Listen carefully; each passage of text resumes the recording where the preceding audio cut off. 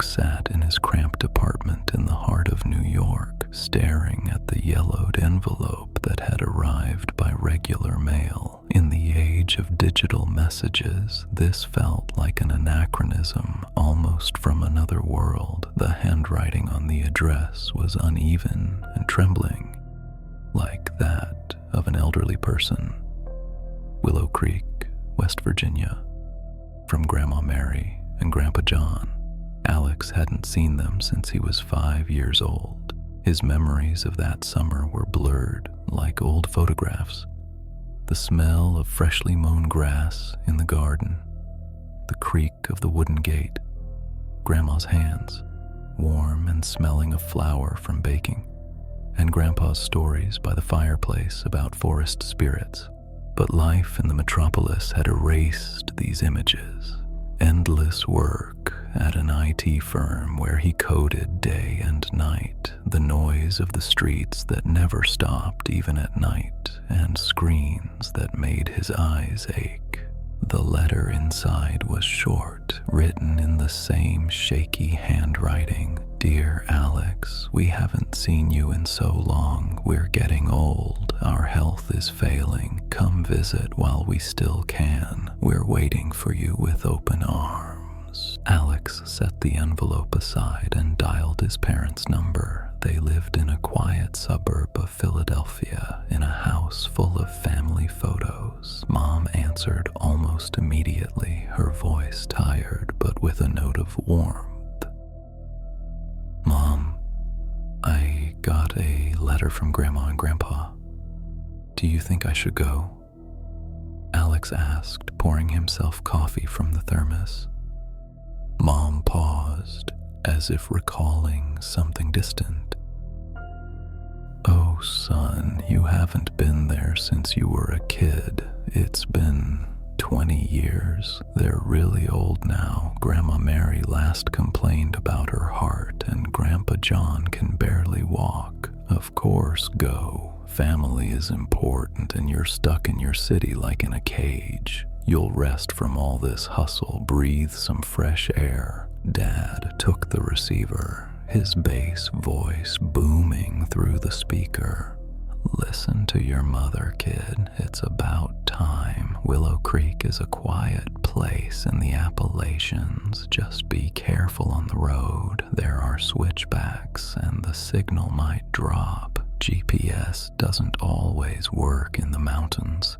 Alex nodded to himself. The decision came quickly. He took a week off, packed a backpack with clothes, a laptop, chargers, and a couple of books. I'll unplug from the internet. It'll be for the best, he thought, sliding behind the wheel of his old Ford. The drive took nearly 9 hours. First a smooth highway, then narrow turns through dense Appalachian forests where the trees closed overhead like a tunnel's arch. The GPS kept flashing. No signal, but Alex followed the letter's directions precisely. Cross the old bridge over the stream. Turn left at the rusty Willow Creek sign. When he finally entered the village, the sun was already dipping toward the horizon, painting the sky a bloody red. Willow Creek looked like a set from an old western, a dozen wooden houses scattered along a dusty dirt road, a leaning church with a cross that seemed about to fall, and a tiny general store with a faded sign reading, Blake's General Store. No souls on the streets, just the wind rustling curtains in the windows.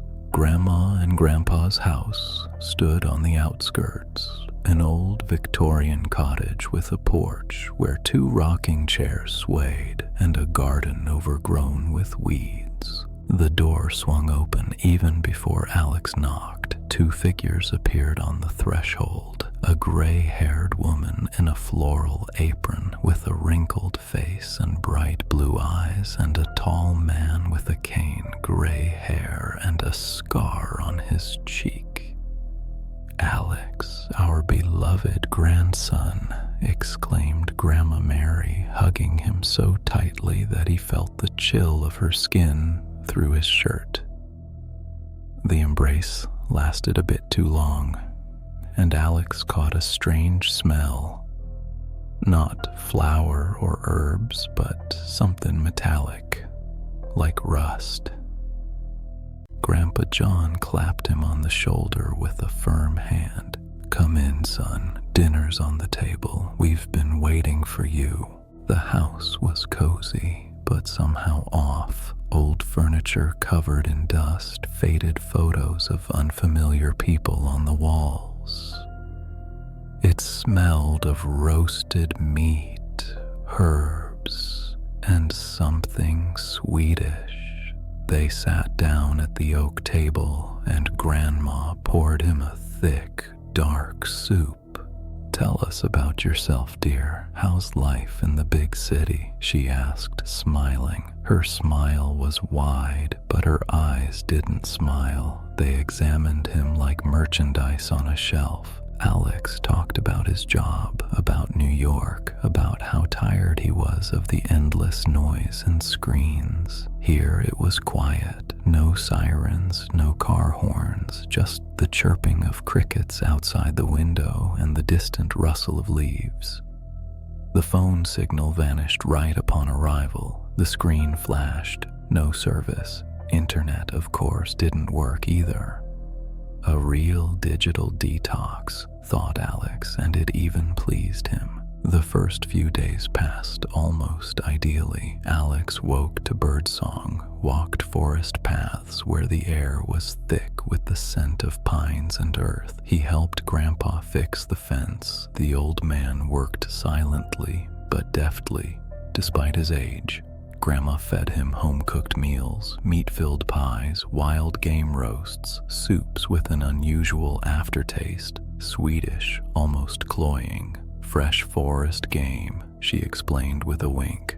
Alex rested from city life, read a book on the porch, listened to Grandpa's tales of old times in the village. The Willow Creek residents seemed friendly. Neighbor Mrs. Harper, a plump woman with gray curls, waved to him from her garden, and the old man at the store, Mr. Blake, treated him to an apple, hard but worm-eaten inside. But on the second night, the strangeness began. Alex woke to a quiet creak under the floor of his room, slow, rhythmic, as if someone were dragging nails across the wood from below. He turned on his phone's flashlight and inspected the floor. Nothing, just dust and cobwebs. Old house, he thought, and lay back down. But the creak didn't stop, growing louder, and something else joined it. Heavy, ragged breathing, moist and intermittent. In the morning, Grandma brushed it off. "Mice, dear. Old houses are always full of mice. Don't pay it any mind." On the third day, Alex decided to walk deeper into the woods. The path wound between trees, and the air grew heavier with a hint of rot. He stumbled upon a small clearing, a circle of flat stones, in the center of which lay a large boulder covered in dark streaks resembling dried blood. Scattered around were small bones, birds, animals. Some were gnawed clean. Alex felt a chill despite the warm day. Hunters, probably, he convinced himself, but on the way back it seemed like someone was watching him. Rustling leaves, a twig snapping. He turned, but saw no one. In the village, he stopped by the store for water. Mr. Blake, a gaunt old man with hollow cheeks, stared at him unblinking. "You're new around here," he rasped, licking his dry lips. "No, I'm Mary and John's grandson, here to visit." The old man nodded slowly, his eyes narrowing. "Yeah, they've been waiting a long time for someone like you. Fresh air, fresh faces."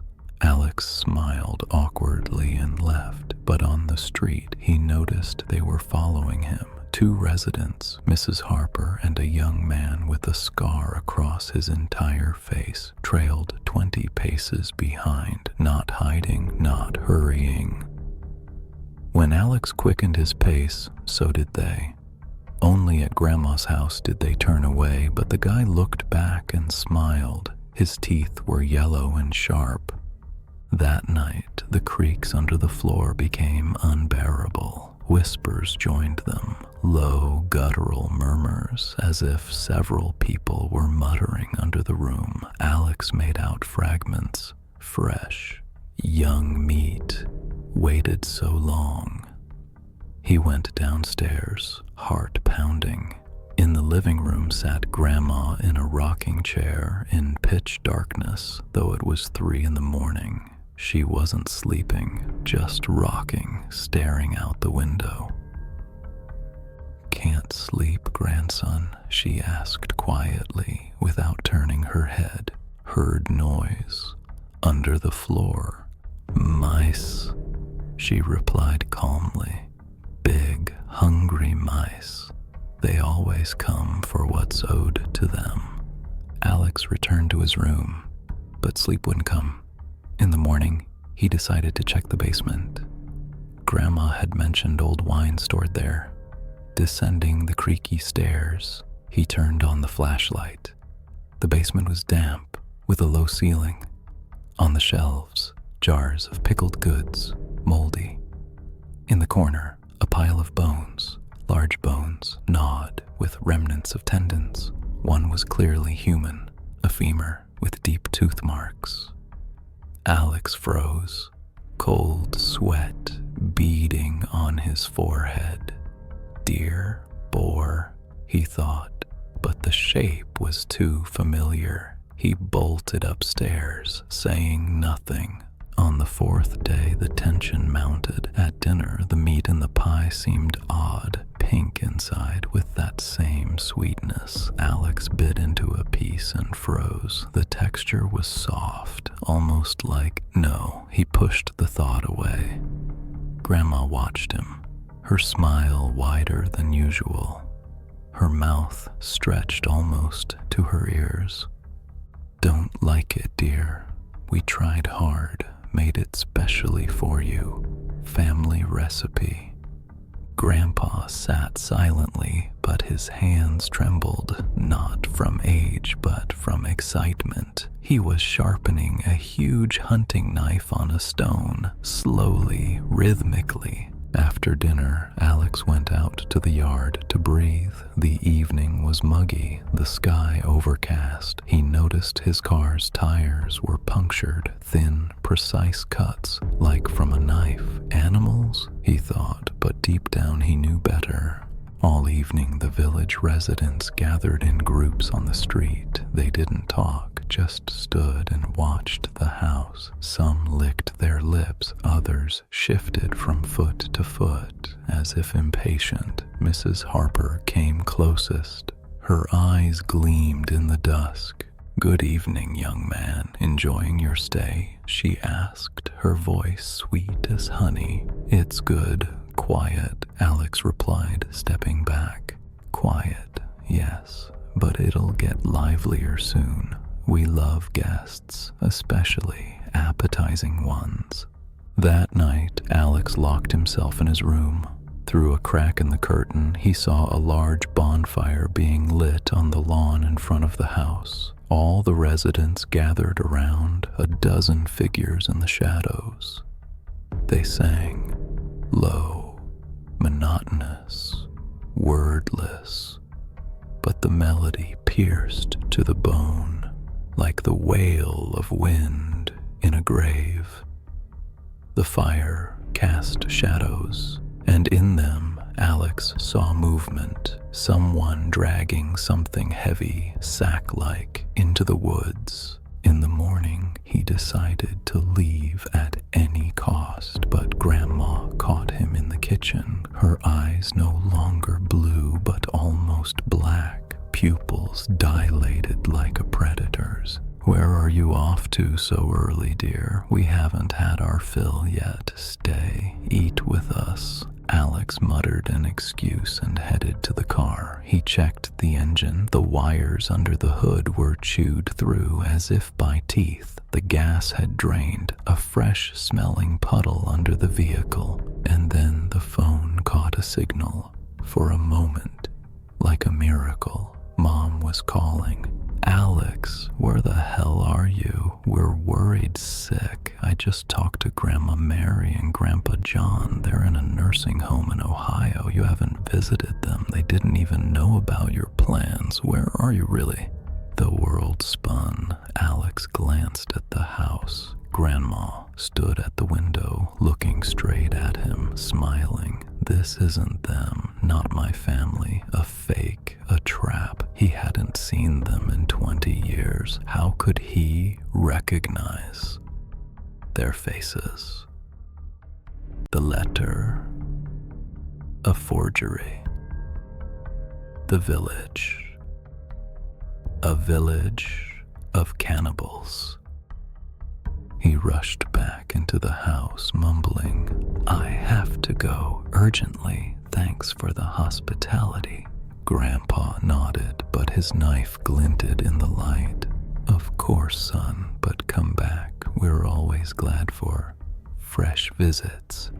Alex bolted out, jumped into the car. He turned the key. The engine coughed and died. Footsteps sounded from behind. The residents approached from all sides. Mrs. Harper with an axe, Mr. Blake with rope, the scarred guy with a hook. They encircled the Ford in a tight ring, their faces twisting into grimaces, eyes burning with hunger. "Fresh city boy," whispered one. "Haven't had one this young in ages," added another, tapping on the glass.